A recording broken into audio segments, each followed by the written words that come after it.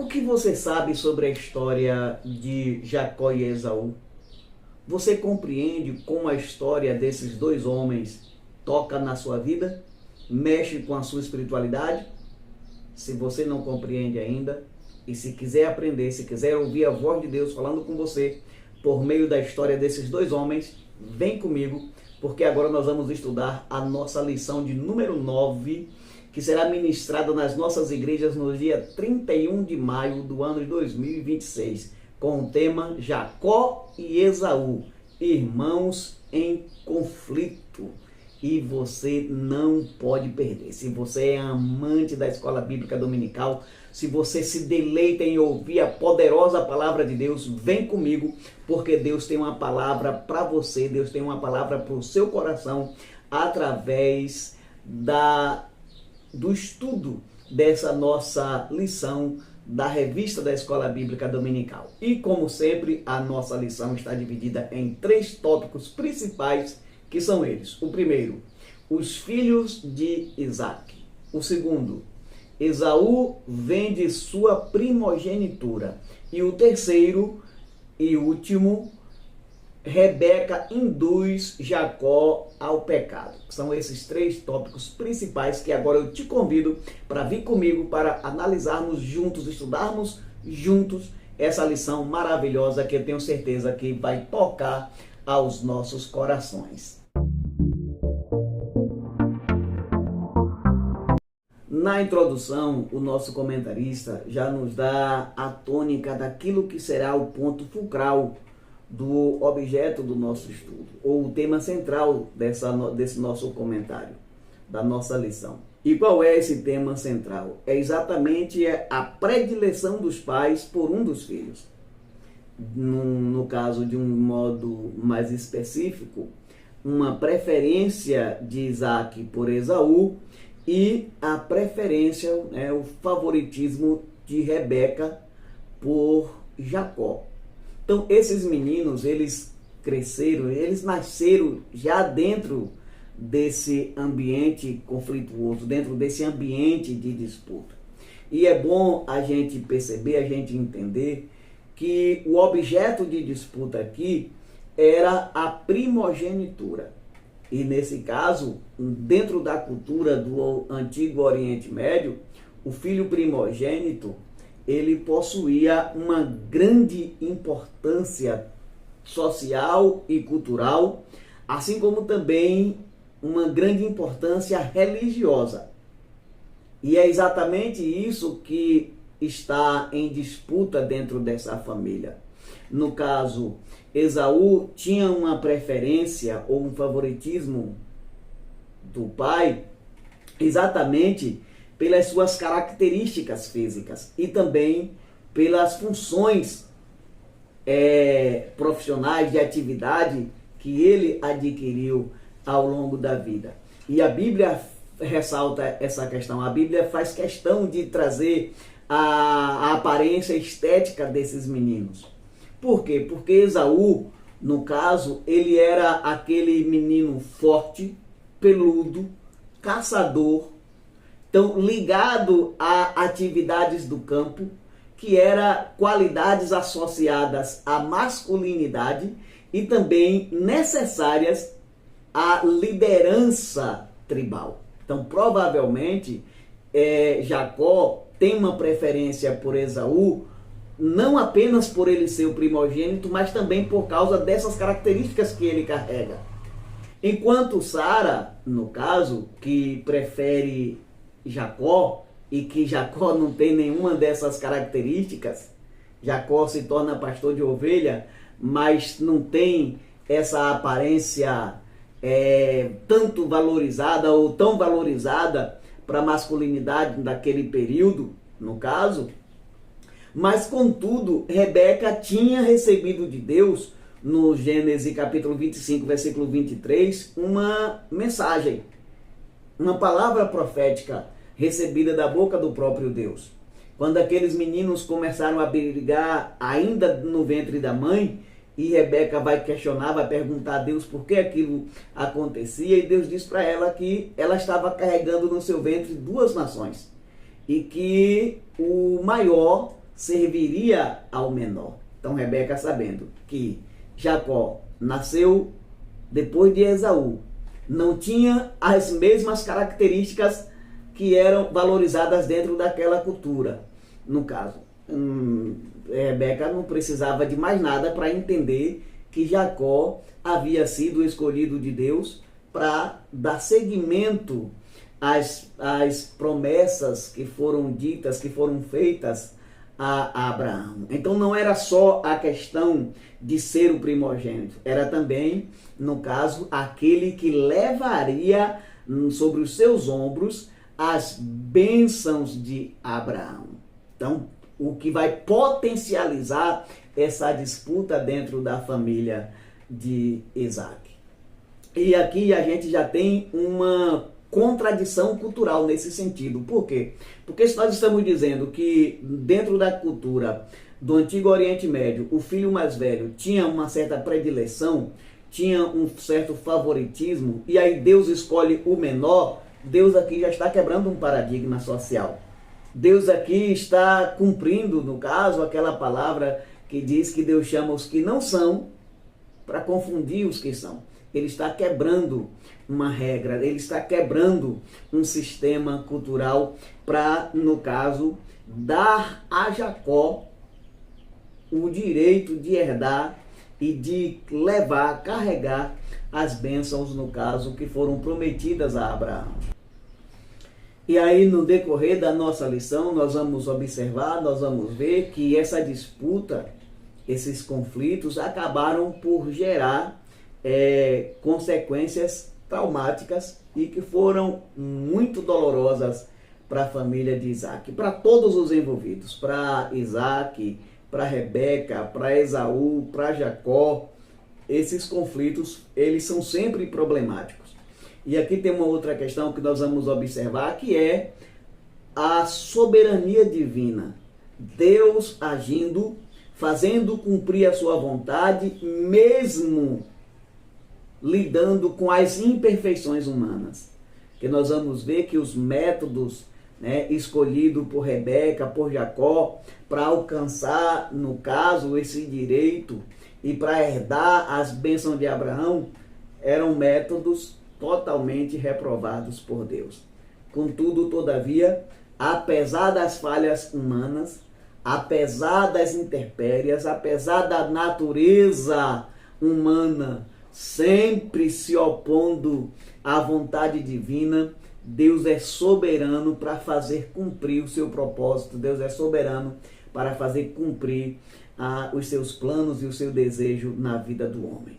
Que as mãos de Deus estejam sempre sobre a sua cabeça e que aquilo que Deus projetou para você, que aquilo que Deus planejou para a sua vida, se cumpra na íntegra, para que Ele continue sendo soberano na sua vida, soberano na nossa história, aleluias, e você continue sempre no centro da vontade de Deus. E agora nós vamos para o nosso primeiro tópico, que traz o tema, os filhos de Isaac. E nesse primeiro tópico nós temos o nosso primeiro subponto, que traz o tema, Isaac ora por um filho. Gênesis 25, 21. O destaque nesse subponto vai para a fé e perseverança de Isaac em meio às dificuldades. Nesse caso, Isaac acabou por enfrentar a mesma dificuldade de Abraão, seu pai. Porque assim como Sara, Rebeca também era estéril. E isso era uma impossibilidade para o cumprimento da promessa de Deus feita a Abraão. E aqui nós não estamos falando de qualquer impossibilidadezinha, não. Aqui não é um problema que seria resolvido com uma certa facilidade. Hoje, no caso, nos nossos dias, a gente tem tratamento, a gente, enfim, tem várias formas de resolver esse problema. Mas naquele período, naquela época, não. E aí, quando a gente olha para a cultura daquele período, mais uma vez, no caso, aqui, além de ser uma dificuldade para o cumprimento das promessas de Deus para Abraão e para sua posteridade, aqui a gente tem a vergonha de ser uma mulher estéril, que era um grande problema, o sofrimento que isso causava às mulheres naquele período. E a insegurança que trazia para a família de Isaac, a incerteza de que ele deixaria a sua posteridade, deixaria a sua descendência para dar continuidade ao seu legado. Então, em certa medida, a gente vê uma repetição do problema, no caso que já havia acontecido com Abraão, seu pai. E aqui, no caso, a gente já tem uma grande revelação. Por quê? Porque o fato da repetição desse problema, ou no caso, o fato desse problema aparecer mais uma vez, revela uma coisa. Revela que a promessa de Deus na vida de Abraão não dependia da força humana, não poderia depender das qualidades, das características, da força do próprio homem.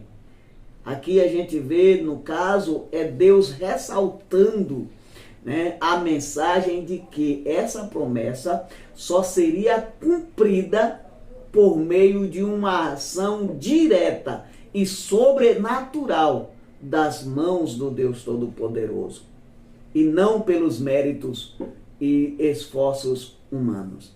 É isso que nós aprendemos aqui. É isso que a gente consegue enxergar como uma mensagem que está nas entrelinhas do enredo, do contexto dessa história que nós estamos estudando. Então, por isso, Deus permitiu que, assim como Abraão, Isaac também enfrentasse essa situação. E Isaac conseguiu passar pela prova. Isaac enfrentou essa situação de cabeça erguida e através da oração. Aliás, a oração é uma questão que aparece muito na vida de Isaac. As Sagradas Escrituras, os textos sagrados deixam claro que Isaac era um homem que vivia em constante oração. Isaac não deixava para buscar a Deus, se apresentar a Deus em oração quando a coisa estava ruim, tendo Deus como um guarda-chuva ou um amuleto, um trevo da sorte para resolver os seus problemas. Pelo contrário, Isaac aqui se mostra um verdadeiro adorador, no caso, né, e com uma constante busca da presença de Deus para a sua vida. Então, quando ele se depara com o problema da esterilidade de Rebeca, ele vai buscar a Deus, ele vai falar com Deus sobre esse assunto. E aí Deus, no caso, vai realizar o milagre, Deus realiza o milagre, Sara concebe, e não apenas mas 2 meninos, por uma obra, né, miraculosa, pela ação do poder de Deus, né, mostrando assim que ele permanecia fiel à sua palavra, que ele permanecia fiel às promessas que ele tinha feito a Abraão. Então, mesmo diante da impossibilidade humana, Isaac confiou que Deus tinha poder para cumprir com as suas promessas. Que nós possamos tomar esse exemplo e aprender com Isaac, sabendo que a nossa vida está nas mãos de Deus e ele sempre vai agir em nosso favor, segundo a sua vontade. E agora a gente passa para o segundo subponto desse tópico, que traz o tema Rebeca fica grávida. No Gênesis, capítulo 25, e os versículos 21 ao 23, nós temos a resposta de Deus para as orações de Isaac em favor de Rebeca.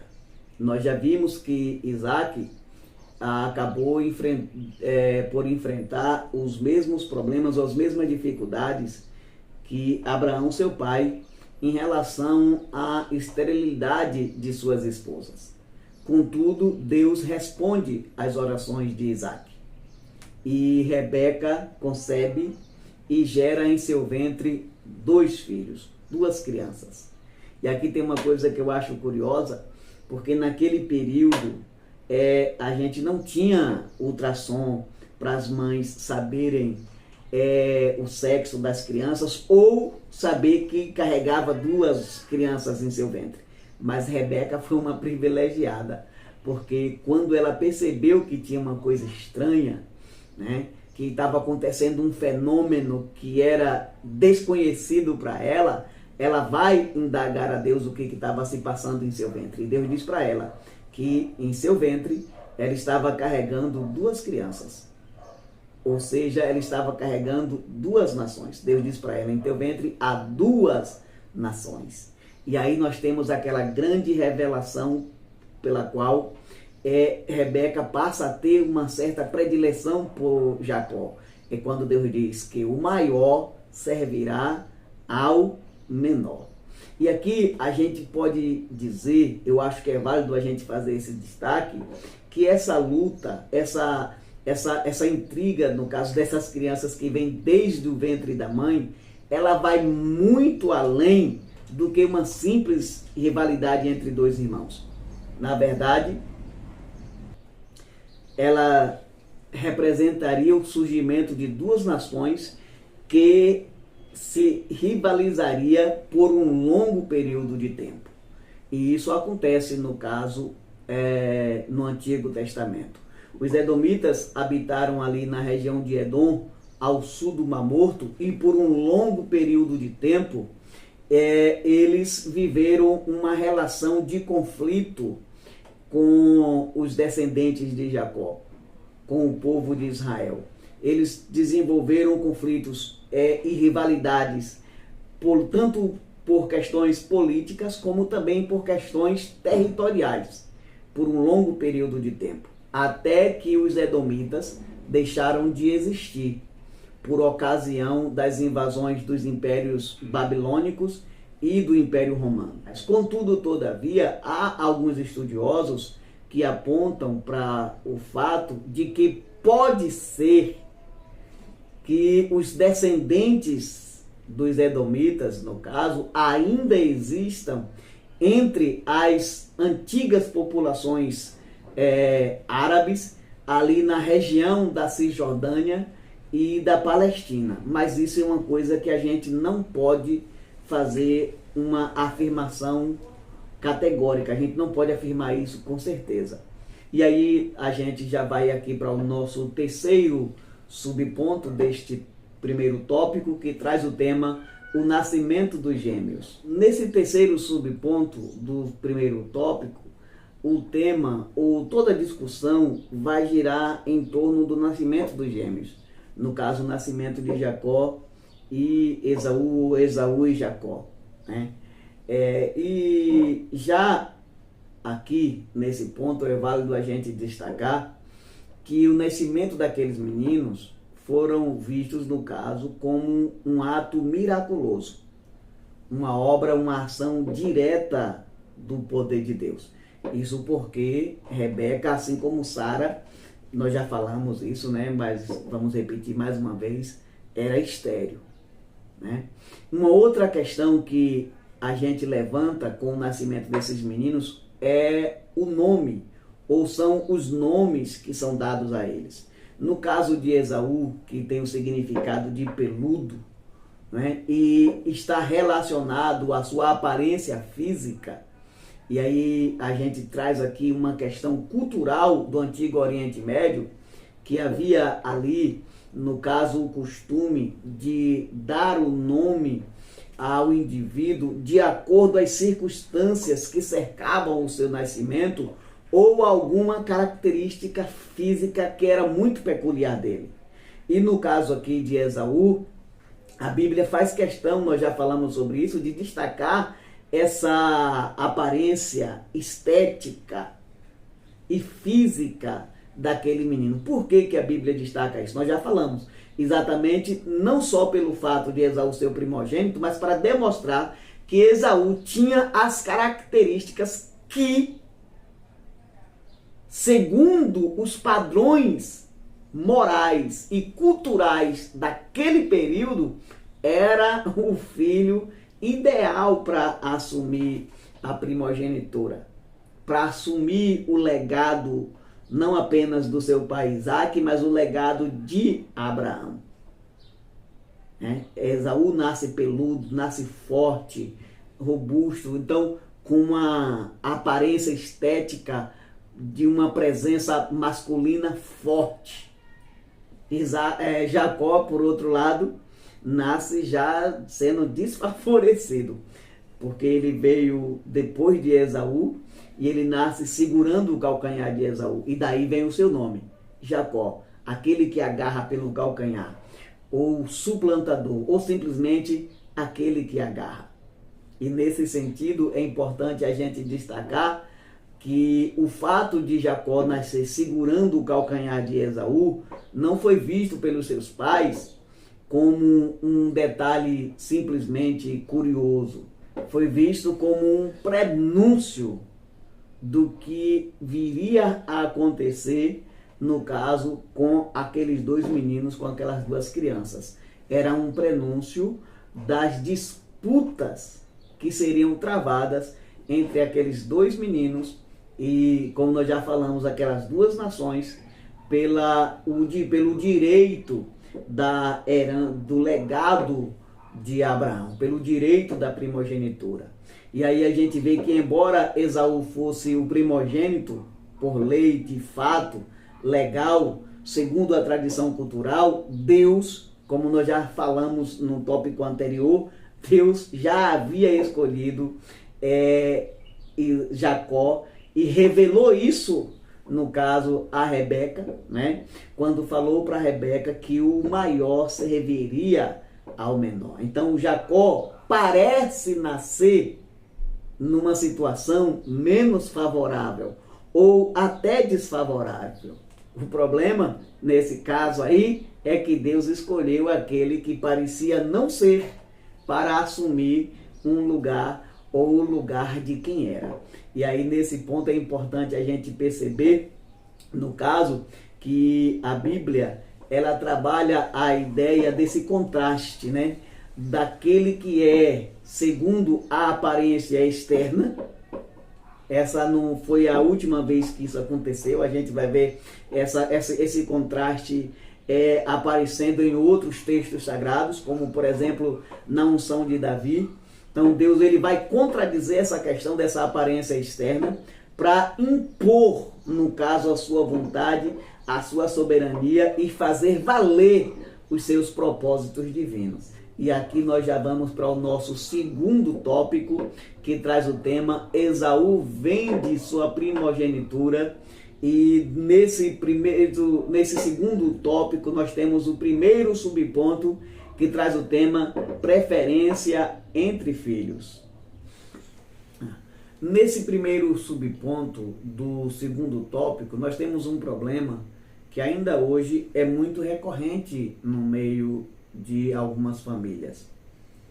Um problema que parece ser simples e de pouca relevância, mas na verdade não é. É um problema que tem uma potencialidade muito grande para produzir conflitos que são ou que causarão verdadeiros traumas para os envolvidos nessa situação, nesse problema. Do que nós estamos falando? Nós estamos falando daquela predileção que tanto Isaac como Rebeca demonstrava por um dos filhos. Esse favoritismo dos pais pelos filhos. Isso é um problema que a gente às vezes imagina que não tem muito significado na vida dos nossos filhos, mas na verdade é um problema que gera traumas para toda a vida. Nós vimos aqui, por exemplo, era costume ali no Antigo Oriente que o filho primogênito, né, recebesse uma maior atenção do que os demais. Era normal, isso era comum, né? E talvez até por isso, no caso, Isaac amava mais a Esaú e Rebeca amava mais a Jacó, porque ela se identificava mais com Jacó do que com Esaú. E também porque nós já vimos que Deus tinha falado com ela a respeito desses meninos. Mas, de qualquer modo, o que nós queremos tratar aqui nesse subponto é que não é bom que os pais apresentem certo favoritismo, predileção por um dos filhos. A gente vê, por exemplo, aqui na família de Isaac, a gente tem aqui problemas como baixa autoestima, ciúmes, ressentimentos, conflitos, tanto que afetaram o psicológico dessas pessoas envolvidas, como também até chegando, beirando aí o confronto físico. Por exemplo, a gente vai ver um pouco mais à frente que Jacó teve que fugir, porque em um determinado momento Esaú quis matá-lo. Então, e esse problema, ele foi gerado, ele foi produzido exatamente por causa dessa atitude equivocada de Isaac e Rebeca. Mesmo que eles tivessem alguma predileção, isso não deveria ser demonstrado, porque todas as vezes que isso acontece, os pais estarão criando para os seus filhos problemas psicológicos, traumas que são muito graves e que acompanharão essa pessoa para o resto da vida. Então, e aqui uma outra questão dessa predileção de Isaac e de Rebeca, a gente vê um outro ponto que é importante, que é um contraste entre as escolhas de Deus, né, e, no caso, as preferências humanas. A gente vê aqui uma disputa, Isaac amando mais Esaú, Rebeca amando mais a Jacó, e aí vem Esaú e Jacó, no caso dois irmãos vivendo uma vida de competição, de ciúmes, de intrigas ali dentro da família e tudo mais, mas Esaú de fato apresentando todas as características e sendo ele por direito legal o filho primogênito, mas aí Deus escolhe, no caso, Jacó, para cumprir as promessas que tinha feito a Abraão. Mas enfim, o importante aqui nesse subponto é entendermos, é compreendermos que como pais jamais devemos demonstrar algum tipo de predileção ou de preferência por um dos nossos filhos, porque todas as vezes que isso acontecer, nós criaremos problemas sérios e que poderão produzir traumas profundos no meio da nossa família, dentro da nossa casa. O próprio Jacó mais tarde faz isso com José e o resultado a gente já viu. Então, sempre que isso acontece, não é bom. É importante que possamos aprender com essa falha, com essa atitude equivocada desses pais, né, no caso de Isaac e Rebeca, para que possamos tomar um rumo diferente em relação aos nossos filhos.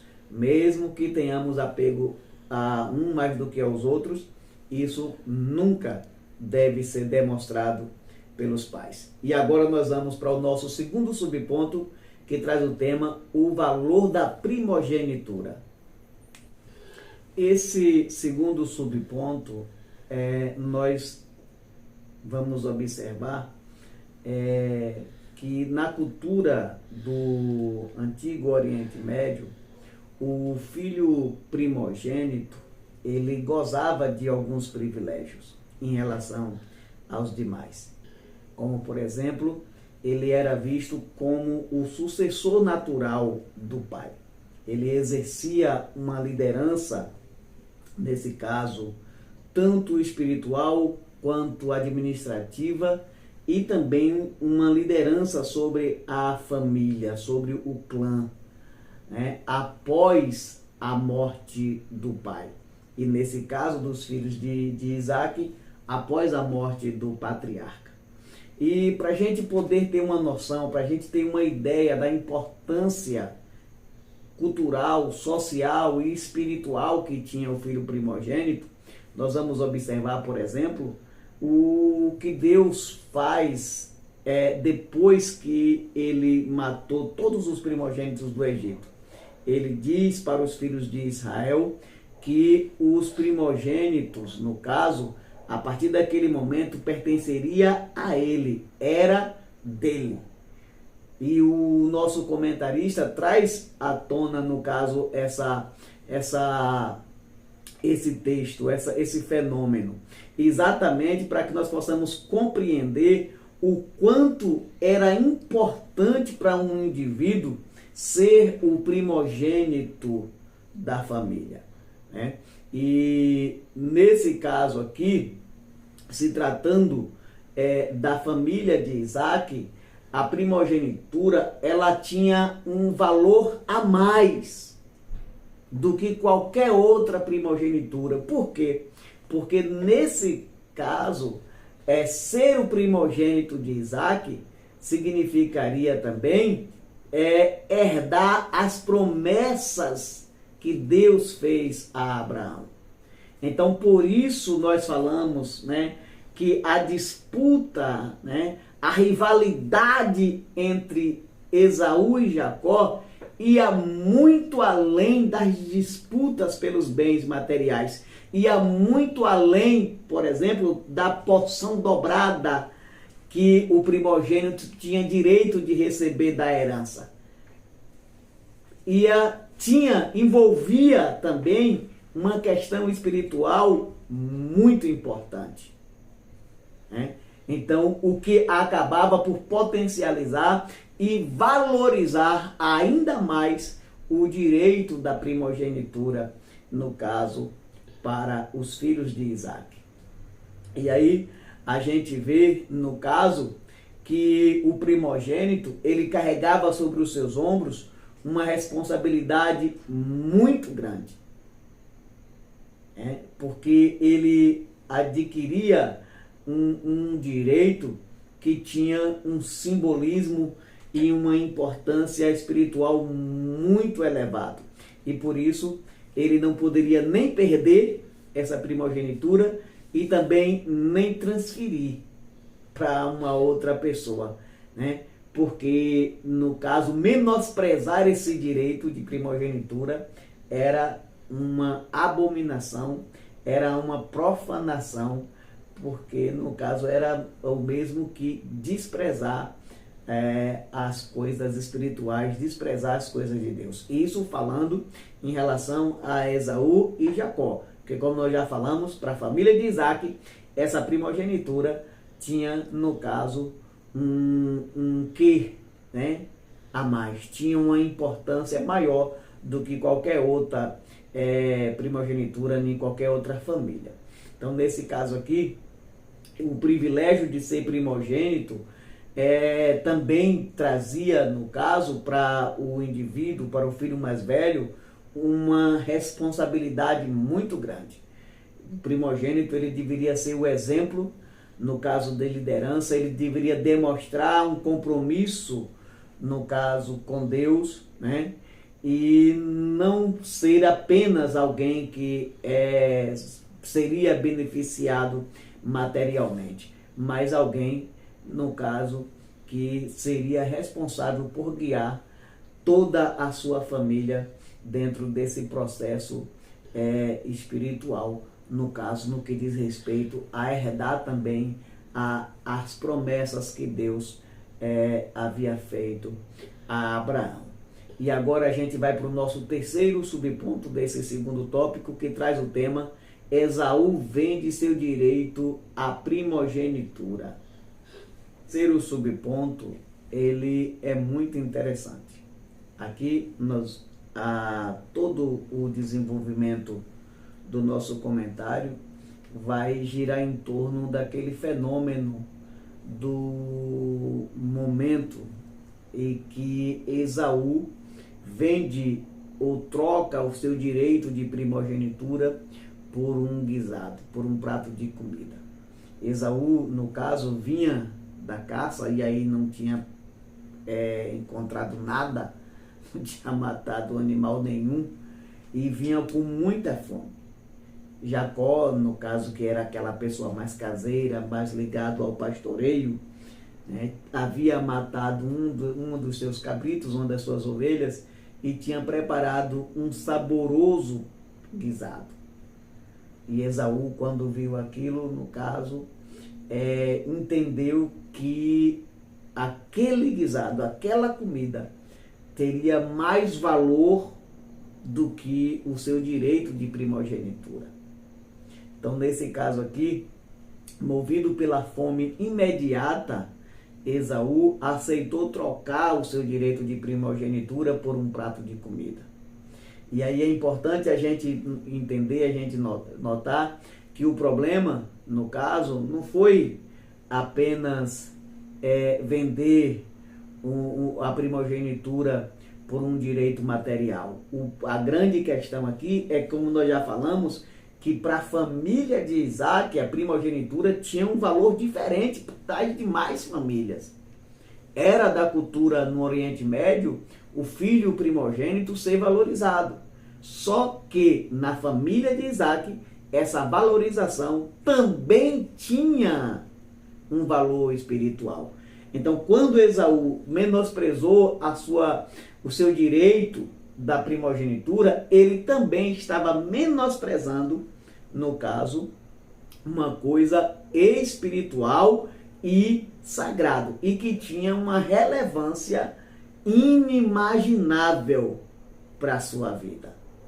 Então, nesse sentido aqui, a gente pode dizer que Esaú, ele representa aquele comportamento imediatista, aquela vida hedonista, né? Que acredita, né? Ou que pensa que a vida se resume aos prazeres terrenos, aos prazeres momentâneos. Se você prestar atenção nas palavras de Esaú, olha o que ele disse para Jacó: de que me adianta a primogenitura se eu morrer aqui agora? Nesse caso, ele acabou por priorizar uma satisfação momentânea ali, sem considerar as consequências futuras dessa sua decisão, e sem valorizar aquilo que ele tinha para receber no futuro. Por outro lado, no caso, Jacó sabia bem o valor que tinha aquela primogenitura. O problema de Jacó não está no fato de não saber, de não reconhecer o valor. Jacó reconhecia o valor que tinha a primogenitura na família do seu pai.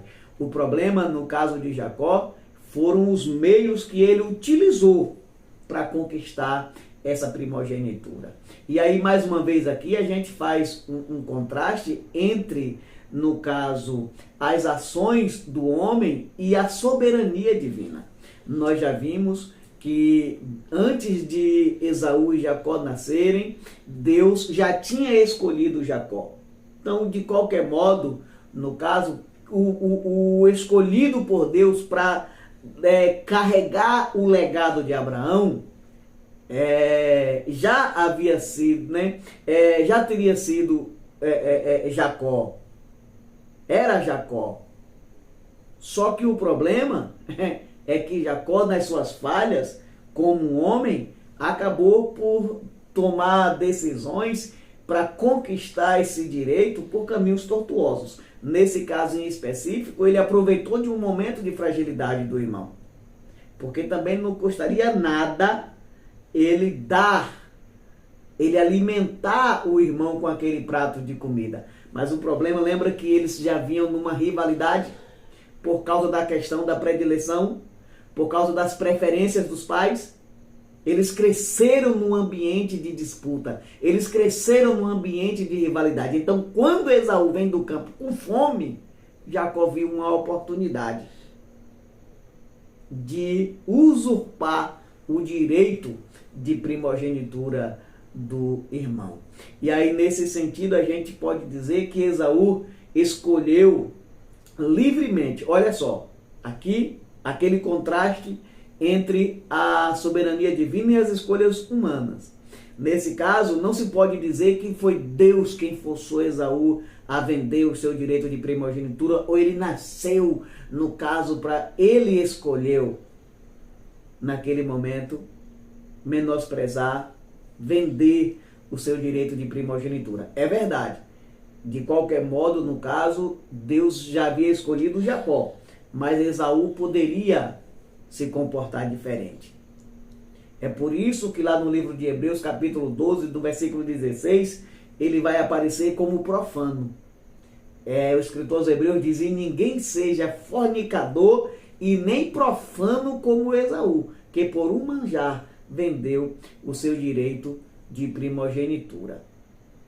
Então, nesse caso, ele trocou um direito espiritual, ele trocou uma promessa divina futura por um prato de comida para satisfazer o aqui e agora. E nós não podemos dizer que a ação de Jacó foi uma ação aprovada por Deus, porque no caso, em Deus não há engano, em Deus não há mentira de forma alguma. Então todos os enganos que Jacó acabou por fazer era de responsabilidade só dele, totalmente dele, plenamente dele, sem nenhuma participação divina.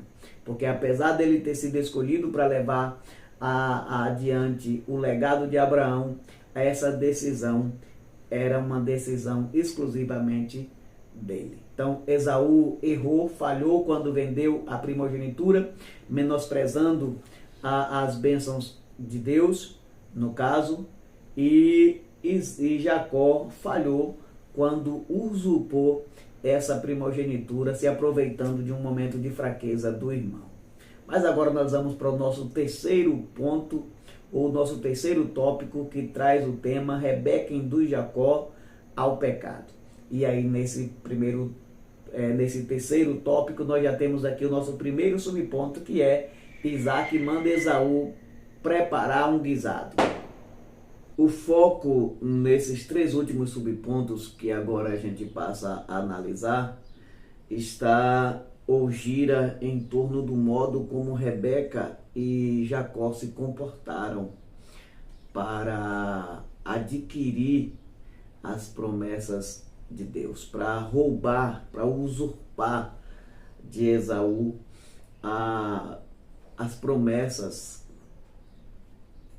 de Deus, no caso, o direito de herdar as promessas que foram feitas a Abraão. E aí a gente vê que Isaac, já com uma certa idade e com a visão já bastante debilitada, pede a Esaú que preparasse um guisado, preparasse um prato de comida, de uma caça deliciosa, para que ele pudesse comer, alegrar o seu coração e, na alegria do Espírito, abençoar o seu filho.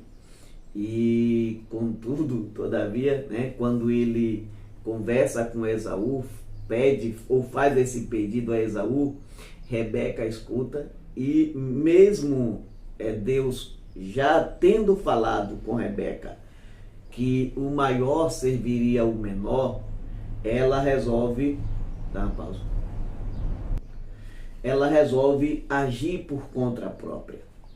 Ela decide tomar aquela decisão de mentir, de enganar, de usurpar, o que seria totalmente desnecessário, porque Deus tinha os seus propósitos com Jacó e nada mudaria esses propósitos de Deus.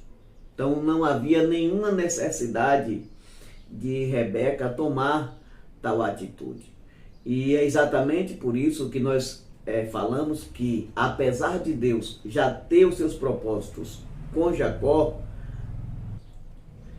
as atitudes, no caso de Rebeca principalmente, e Jacó, que depois foi influenciado, não são justificáveis. Porque não é assim que Deus trabalha, não é assim que Deus age.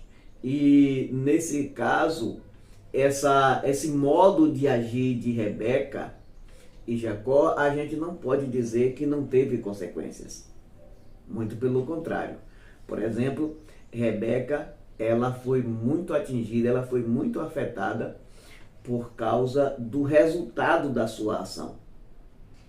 Ela teve que passar agora o resto dos seus dias sem mais ver o seu filho predileto. Depois desse período, depois desse fenômeno, com a necessidade de fuga de Jacó, Rebeca morreu sem ver o seu filho. E aí, para você que é mãe, que é pai, eu acho que você consegue compreender, você consegue entender a dor do coração de Rebeca.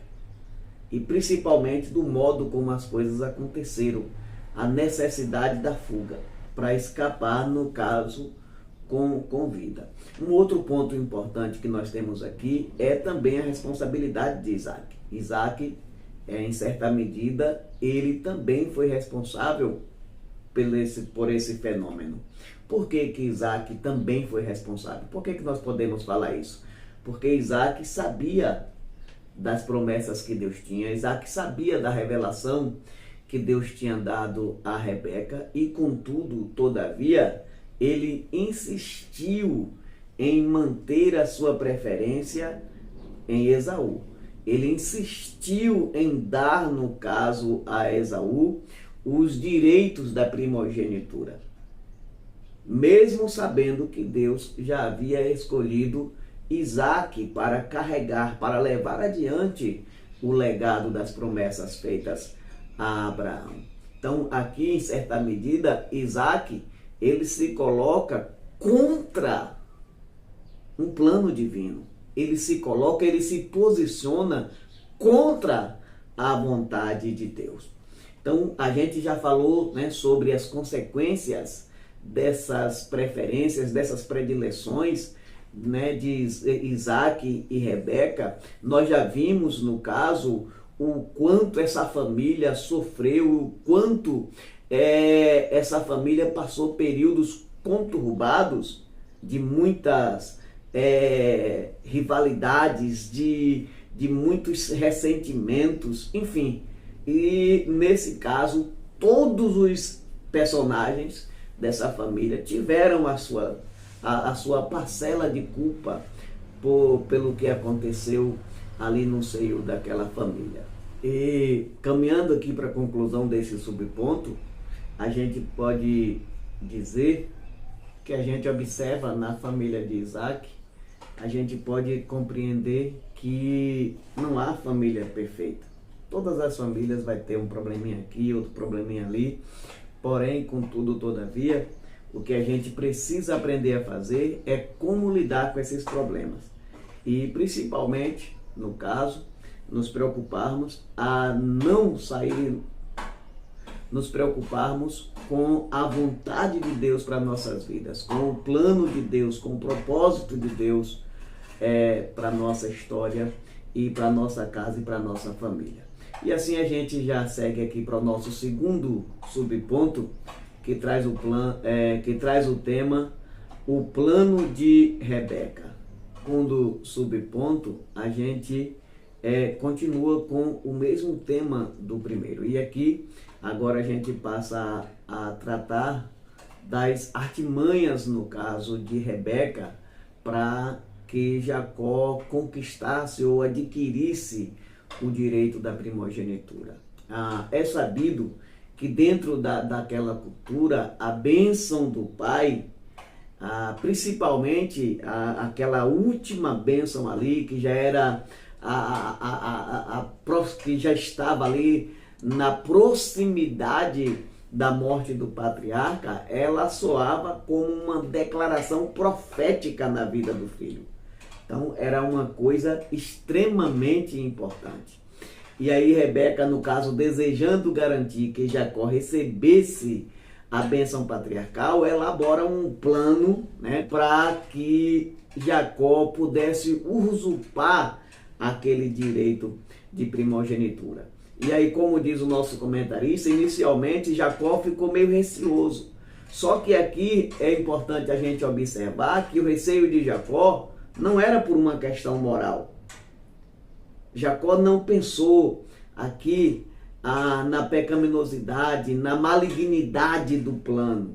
O que aconteceu, na verdade, é que ele ficou com medo de Isaac descobrir quem ele era e, ao invés de abençoá-lo, Isaac amaldiçoá-lo. E aí a gente já viu, já falei aqui, que no caso as palavras da bênção ali do pai, naquele momento da bênção, principalmente aquela bênção muito próximo da morte do patriarca, aquilo era uma coisa profética, aquilo era uma determinação na vida do filho. Então assim, Jacó ficou com medo, no caso de, ao invés de receber uma bênção, receber uma maldição.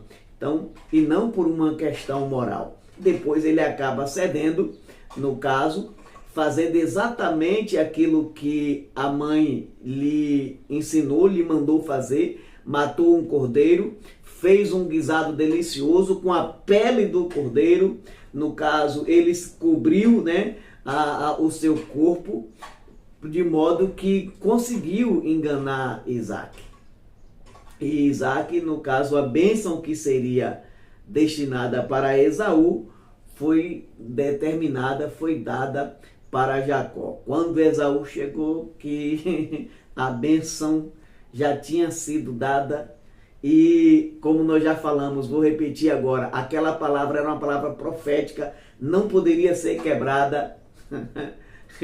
Esaú não ficou bom não. E aí Esaú ficou muito furioso, inclusive desejou até matar o próprio irmão, e Jacó, nesse caso, precisou fugir para salvar a própria vida.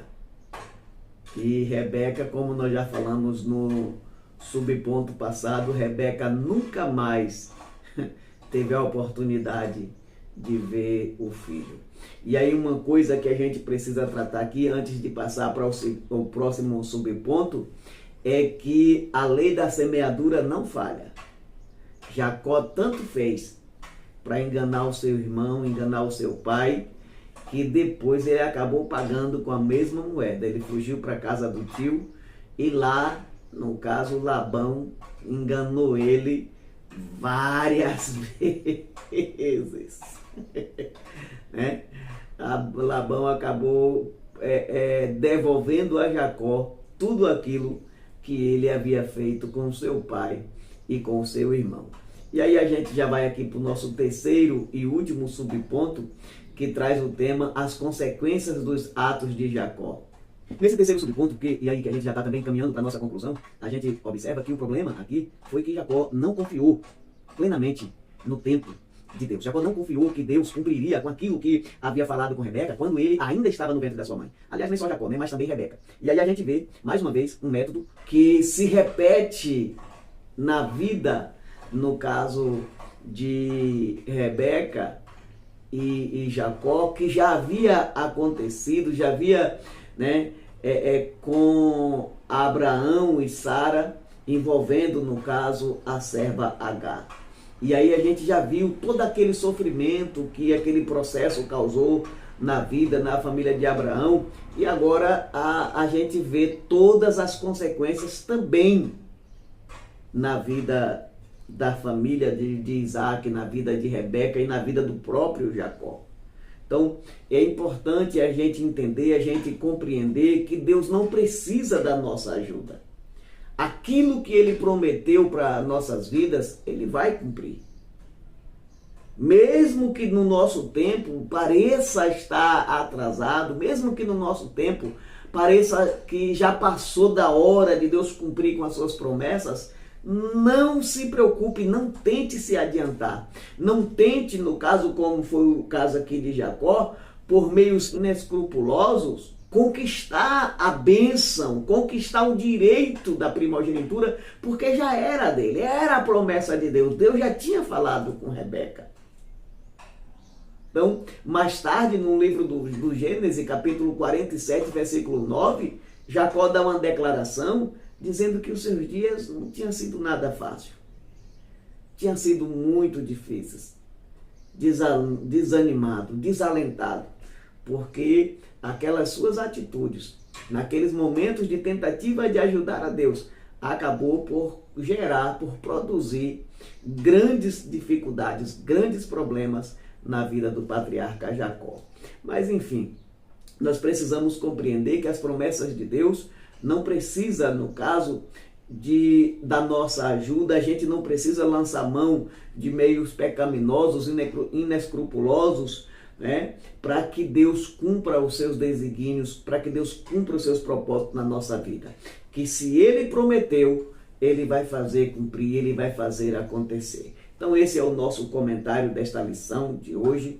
Que o Espírito de Deus possa nos abençoar nesse próximo domingo e que a nossa vida possa ser edificada por meio dessas palavras, por meio da ministração dessa lição da Escola Bíblica Dominical. Mais uma vez, eu peço a você que não se inscreveu ainda no meu canal, se inscreva, vem comigo, né, para a gente crescer junto nessa corrente do bem, na propagação do Evangelho do nosso Senhor e Salvador Jesus Cristo. Deixa aí também o seu like, comente no nosso vídeo, tá bom? Eu sou o pastor Elias Xavier e eu espero você no próximo vídeo. Um abraço e até lá.